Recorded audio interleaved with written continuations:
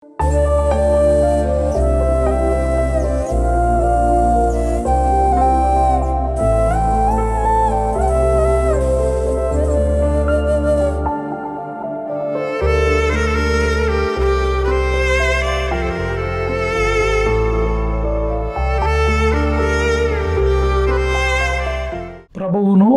మన రక్షకుడును అయిన యేసుక్రీస్తు ప్రభుల వారి శ్రేష్ఠ నామాన్న మీ అందరికీ శుభములు వందనాలు తెలియపరుస్తూ ఉన్నాను.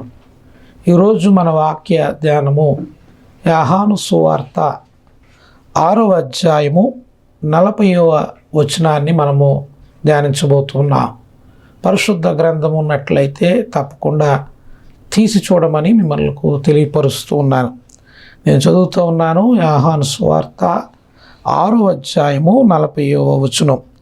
కుమారుని చూచి ఆయన యందు విశ్వసించు ప్రతివాడు నిత్య జీవం పొందుటయే నా తండ్రి చిత్తము. దేవుని బిడ్డలారా, ఈ వాక్యమును ప్రార్థించి మనము వాక్యం ధ్యానంలోకి వెళదాం.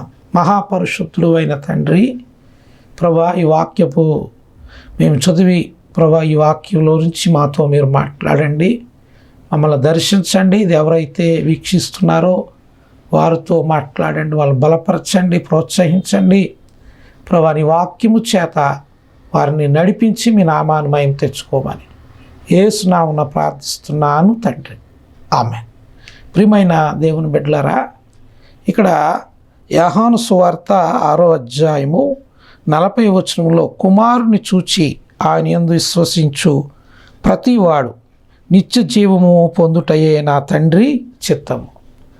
దేవుని చిత్తం ఏమై ఉందో ఇక్కడ తెలియపరిచాడు దేవుని వాక్యము ద్వారా. తండ్రి చిత్తం ఏమిటి అన్నది అందరూ మారు మనసు పొందాలని దేవుని చిత్తం. ప్రియమైన దేవుని బిడ్డలారా, ఈనాటి కాలంలో మనం ఆలోచన చేస్తే దేవుని చిత్త ప్రకారం మనం నడవలసిన వారమై ఉన్నాం. దేవుని ఉద్దేశములను నెరవేర్చువారుగా మనం ఉండాలి. దేవుని సంకల్పమును మనము నెరవేర్చేవారుగా మనం ఉండాలి. ప్రియమైన దేవుని బిడ్డలారా, ఒక ఉదాహరణ ముందుకు తీసుకొస్తాను. మన జీవితాల్లో అనేక విలువైన వస్తువులు మన జీవితంలో కనబడుతూ ఉంటాయి. అయితే ప్రతి వస్తువు వెనక ఒక స్కూటర్ తీసుకోండి, లేక ఒక ఇల్లు కానివ్వండి, ఒక పుస్తకం కానివ్వండి, ఒక టీవీ కానివ్వండి, ఒక ఫ్యాన్ కానివ్వండి, ఇవన్నీ ఏది వస్తువు తీసుకున్నా ఆ వస్తువు వెనక ఒక మనిషి యొక్క లేక ఒక వ్యక్తి యొక్క ఆలోచన ఉంటుంది. ఆ ఆలోచన ప్రకారమే అవి నిర్మించబడ్డాయి. నిర్మించబడమే కాదు, ఆ ఆలోచన ప్రకారమే అవి నిర్మించబడి అతను ఏదైతే వాటి నుండి ఆశించాడో అవి మనం పొందుకుంటూ ఉంటాం. ప్రియమైన దేవుని బిడ్డలారా, ప్రతి వస్తువు వెనక ఒక మనిషి యొక్క ఆలోచన ఎలాగైతే ఉండి దాని పట్ల ఒక ఆలోచన కలిగి ఉంటాడో, దేవుడు కూడా మీ ఎడల, మీ కుటుంబం ఎడల, నీ బిడ్డల ఎడల దేవుడు ఒక ఆలోచన కలిగి ఉన్నాడు. దేవుడు ఆయన ఒక ప్రణాళికను నీ బిడ్డల ఎడల, నీ ఎడల కలిగి ఉన్నాడు. ప్రతి వారి ఎడల ఆయనకు ఒక ఉద్దేశం ఉంది, ఒక ప్రణాళిక ఉంది. ప్రియమైన దేవుని బిడ్డలారా, ఈ మాటలు వింటున్న వారులారా, దేవుడు నీ పట్ల దేవుడు ఒక మంచి ప్రణాళికను కలిగి ఉన్నాడు, మంచి ఉద్దేశమును దేవుడు కలిగి ఉన్నాడని మీరు గ్రహించాలని దేవుడి వాక్యం ద్వారా మీతో మాట్లాడుతూ ఉన్నాడు. ప్రియమైన దేవుని బిడ్డలారా, గ్రహిస్తున్నావా? దేవుని చిత్తం ఏమిటో, దేవుని ఉద్దేశం ఏమిటో, దేవుని ప్రణాళిక ఏమిటో నువ్వు గ్రహిస్తున్నావా? ఒకవేళ గ్రహించలేని స్థితిలో ఉన్నావేమో నువ్వు. దేవుని చిత్తం ఏమిటో, దేవుని ఉద్దేశం ఏమిటో, దేవుని ప్రణాళిక ఏమిటో నువ్వు గ్రహించలేని స్థితిలో ఉంటే ఈరోజు వాక్యము ద్వారా నీకు తేటపరచబోతున్నాడు. దేవుని ఉద్దేశం ఏమిటో నీకు దేవుని వాక్యపు వెలుగులో నుంచి దేవుడు ఉద్దేశాన్ని నీకు బయలుపరచబోతున్నాడు. దేవుని ఆలోచనను నీ పట్ల దేవునికి ఉన్న ఆలోచన నీకు తెలియపరచబోతున్నాడు ఈరోజు వాక్యం ద్వారా. నువ్వు నమ్మితే నువ్వు విశ్వసిస్తే దేవుని బిడ్డలారా, చాలామందిలో ఉన్న ఒక ఆలోచన ఏమిటంటే, ఏమిటి నా పట్ల దేవుని చిత్తం, ఏమిటి నా బిడ్డల పట్ల దేవుని చిత్తం, ఏమిటి నా కుటుంబం పట్ల దేవుని చిత్తం, ఈ ఆలోచన చాలామందిలో కనబడుతూ ఉంది. అయితే మొదటిగా మనం ఇప్పుడు చదివాం కదా ఈ వాక్యంలో, ఆ తండ్రి యొక్క చిత్తం ఏమిటంటే చూడండి, ఇక్కడ రాయబడి ఉంది కదా, కుమారుని చూసి ఆయన యందు విశ్వసించు ప్రతివాడు నిత్య జీవము పొందుటయే నా తండ్రి చిత్తము. దేవుని బిడ్డలారా, ఈ లోకాన్ని సృజించిన దేవుని యొక్క ముఖ్య ఉద్దేశం ఏమిటంటే అందరూ మారు మనస్సు పొందాలి. అందులో నీ బిడ్డలు కూడా ఉన్నారు, అందులో నీ భర్త కూడా ఉన్నాడు, అందులో నీ భార్య కూడా ఉంది, అందులో నీ అన్నదమ్ములు ఉన్నారు, నీ అక్కచెల్లెలు ఉన్నారు, నీ తోటికోడళ్ళు ఉన్నారు. వీళ్ళందరూ రక్షించబడాలని దేవుని యొక్క చిత్తమై ఉంది. వాళ్ళు రక్షణ కొరకు మనము మొదటగా రక్షించబడిన మీరు, మొదటగా రక్షించబడిన నీవు వారికి దేవుని మాటలను ప్రకటించేవారుగా, దేవుని చేయు మేలులను వివరించేవారుగా, దేవుని రక్షణ విలువను వారు తెలుసుకునే విధంగా నీవు ఒక సాధనముగా వాడబడాలి. దేవునికి స్తోత్రం, హల్లెలూయా. ఈ వాక్యం ద్వారా తెలియపరుస్తున్నాను, నీ బిడ్డలు రక్షించబడాలని దేవుని ఉద్దేశమై ఉంది. నీ భర్త రక్షించబడాలని దేవుని ఉద్దేశమై ఉంది. అయితే దేవుని చిత్తం ఏమిటి అంటే వాళ్ళ రక్షణలోకి రావాలని దేవుని చిత్తం. అంతేకాదు, వాళ్ళ రక్షణలో రావడానికి నిన్ను ఒక పాత్రగా దేవుడు వాడుకోవడానికి ఇష్టపడుతున్నాడు. వాడబడుతున్నావా? వాళ్ళ రక్షణ కొరకు అసలు పాటుపడుతున్నావా? వాళ్ళ రక్షణ కొరకు అసలు ప్రార్థన చేస్తున్నావా? వాళ్ళ రక్షణ కొరకు దేవుని సన్నిధిలో కన్నీరు కారుస్తున్నావా? దేవుణ్ణి అడుగుతున్నావా? వాళ్ళ యొక్క రక్షణ చాలా ప్రాముఖ్యమైంది. ఈ లోకములో విలువైనది ఏదైనా ఉందంటే అది ఆత్మరక్షణే.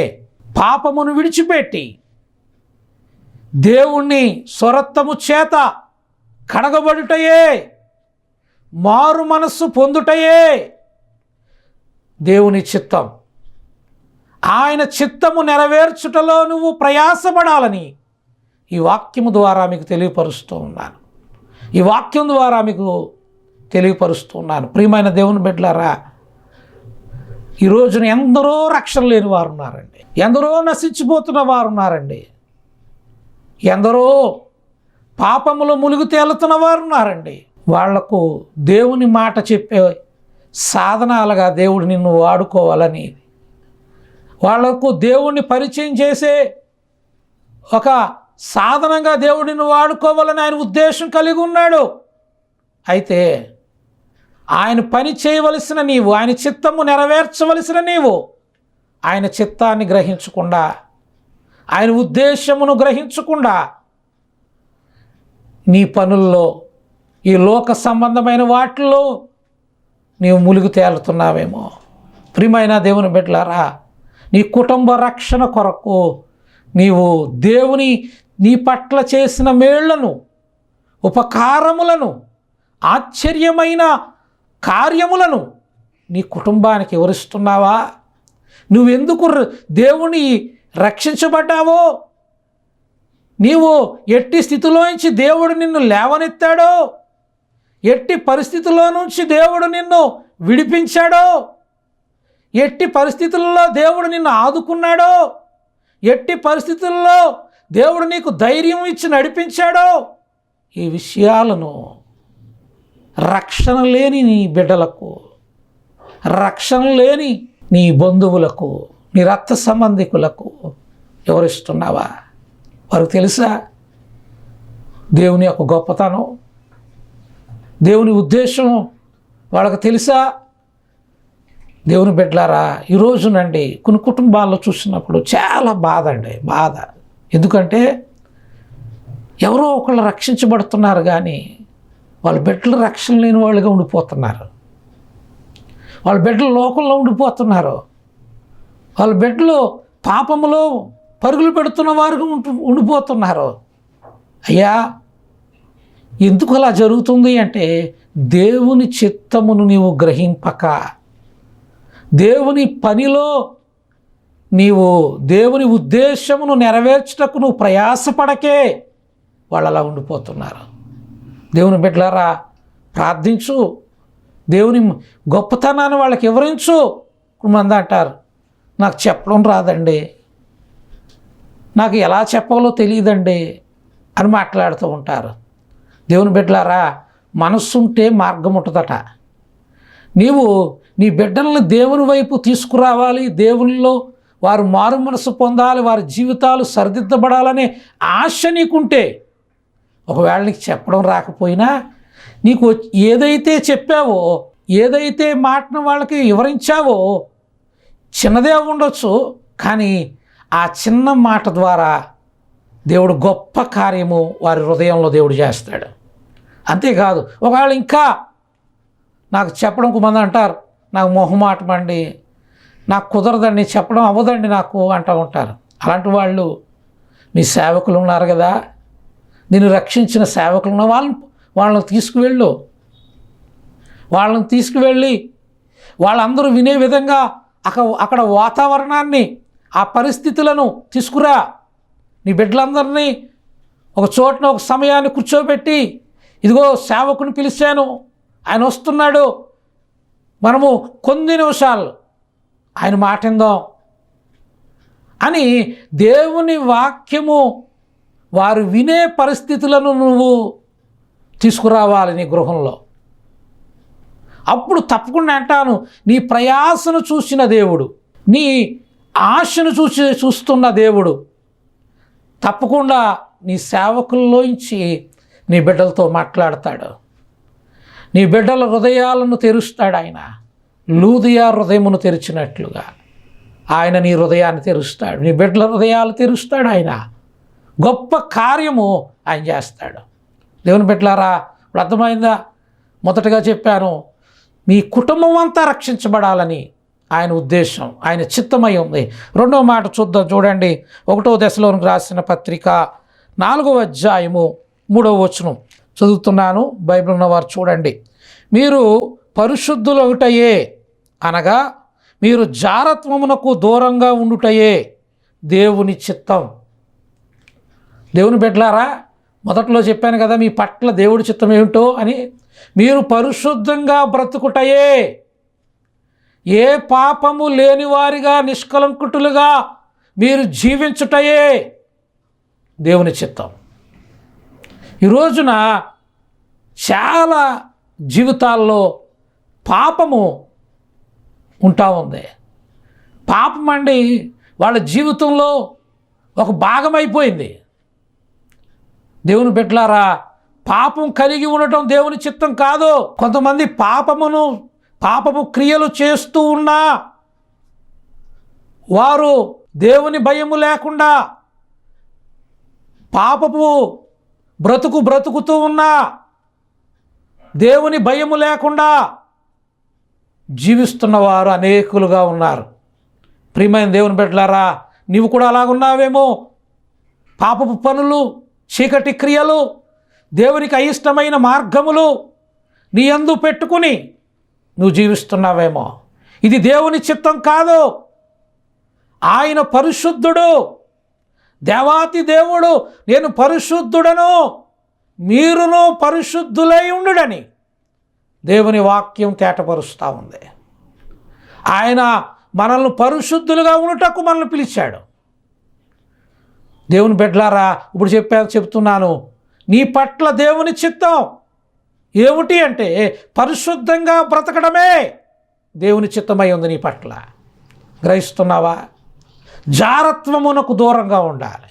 దేవుని బిడ్డలారా, పాప పనులకు దూరంగా ఉండాలి, పాపపు క్రియలకు దూరంగా ఉండాలి. ఇదే నీ పట్ల దేవుని చిత్తం. కానీ రోజున పాపమును అలాగునే పెట్టుకుని, ప్రభువా నీ చిత్తమేంటి నాయనా అని అడుగుతున్న వాళ్ళు ఉన్నారు.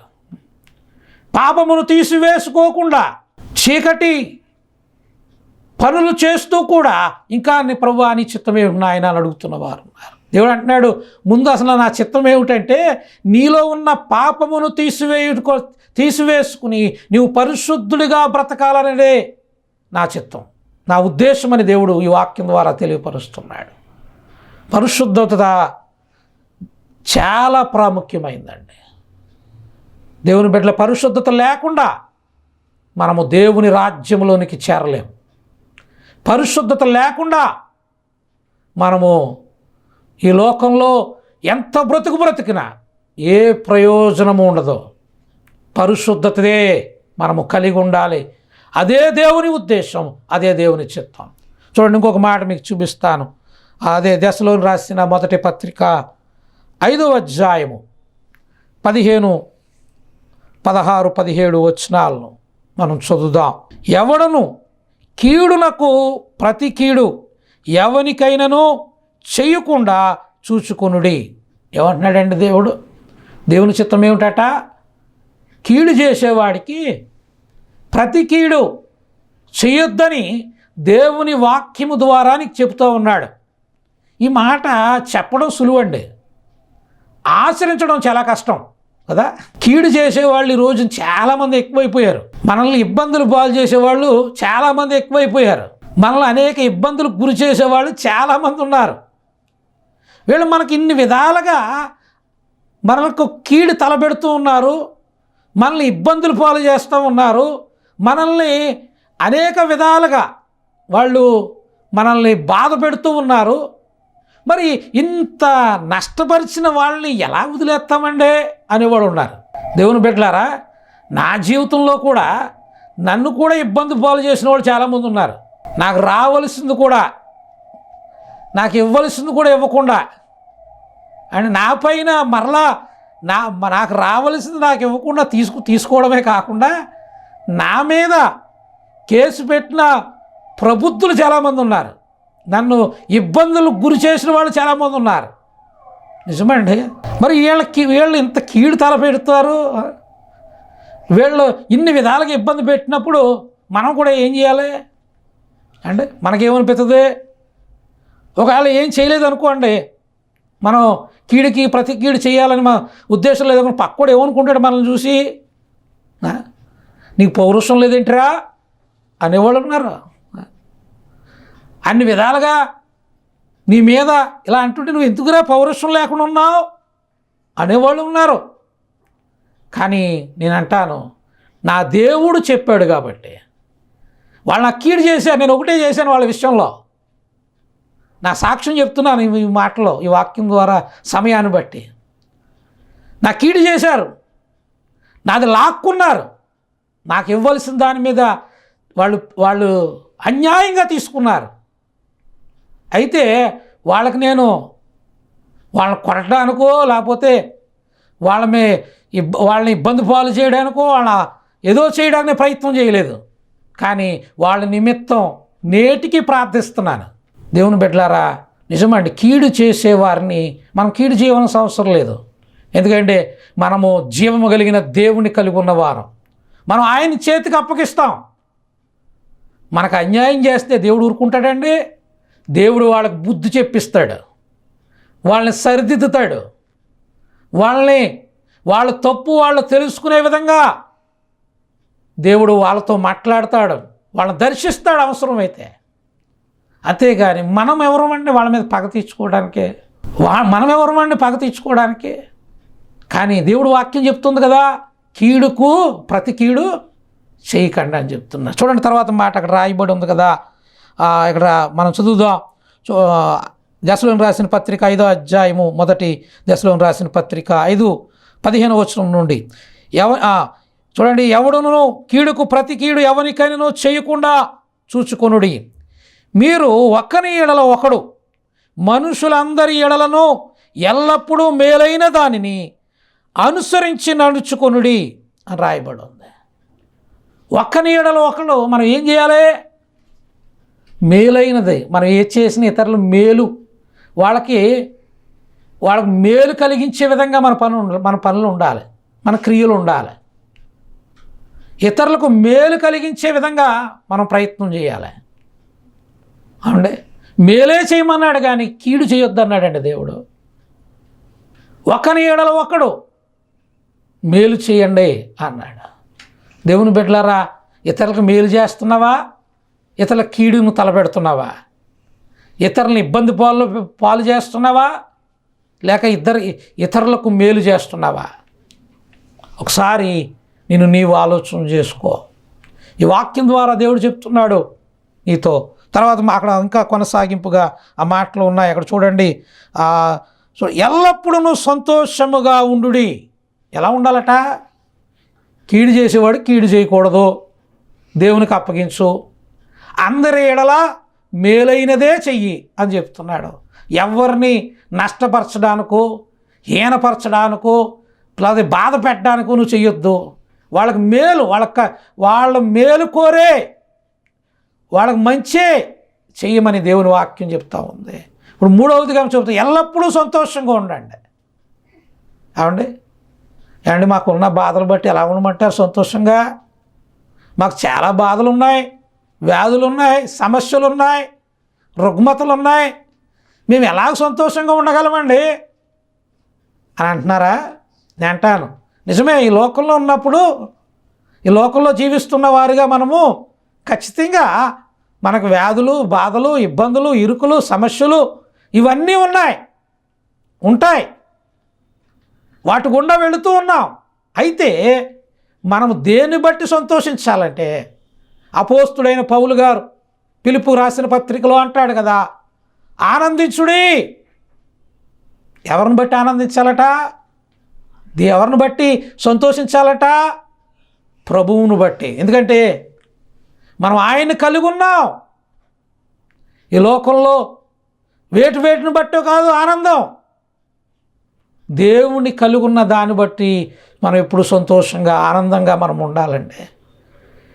ఎందుకంటే ఆయన ఏనాడు విడిచిపెట్టడం, ఎప్పుడు నిన్ను విడిచిపెట్టడం, ఎప్పుడు నీకు దూరంగా ఉండడు. ఆయన నీకు సమీపమై ఉన్న దేవుడు, ఆయన నీకు మేలు చేసే దేవుడు. అటువంటి దేవుణ్ణి కలిగి ఉన్నావు కాబట్టి దేవుణ్ణి నువ్వు కలిగి ఉన్నవాడిగా ఎప్పుడు సంతోషముతో ముందుకు సాగు అని దేవుని వాక్యం చెప్తా ఉంది. చూడండి, చివరిగా అక్కడ రాయబడి ఉంది కదా, ఎడతెగక ప్రార్థన చెయ్యుడి. ఏంటండి, ఏం చేయాలి? ఎడతెగక, ఎప్పుడు వీలు దొరికితే అప్పుడు. మనం వ్యర్థమైన వాటికి చాలా సమయాలు ఇచ్చేస్తున్నాం. కానీ దేవుడు ఏమంటున్నాడండి, ఎడతెగక ప్రార్థన చెయ్యండి. నిజమే, ఏ సమస్య, ఇబ్బంది, ఇరుకు, శోధన నీ జీవితంలో ఎదురవుతుందా? అయితే నీవు ప్రార్థనలో దేవుణ్ణి అడుగు, ఆ సమస్యలకు విడుదల దేవుడిస్తాడు.